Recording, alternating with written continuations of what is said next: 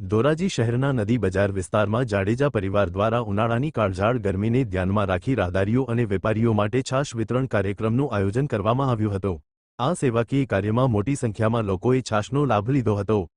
જાડેજા પરિવારના સભ્યોએ જણાવ્યું હતું કે ઉનાળાની ગરમીમાં લોકોને રાહત મળે અને સેવા ભાવનાથી સમાજને ઉપયોગી કાર્ય થાય તે હેતુથી આ આયોજન કરવામાં આવ્યું છે। કાર્યક્રમ દરમિયાન સ્થાનિક આગેવાનો, વેપારીઓ તેમજ વિસ્તારના લોકોએ હાજરી આપી જાડેજા પરિવારની આ સેવાકીય પ્રવૃત્તિને બિરદાવી હતી। છાશ વિતરણ કાર્યક્રમમાં સૌહાર્દપૂર્ણ માહોલ જોવા મળ્યો હતો અને લોકોને ગરમીથી રાહત મળતા આનંદની લાગણી વ્યક્ત કરી હતી। રિપોર્ટ નયનભાઈ રાવરાણી। મારું નામ જાડેજા ધર્મેન્દ્રસિંહ બહાદુરસિંહ, જે અમે છાશ વિતરણ નદી બજારમાં જાડેજા પરિવાર તરફથી કર્યું છે।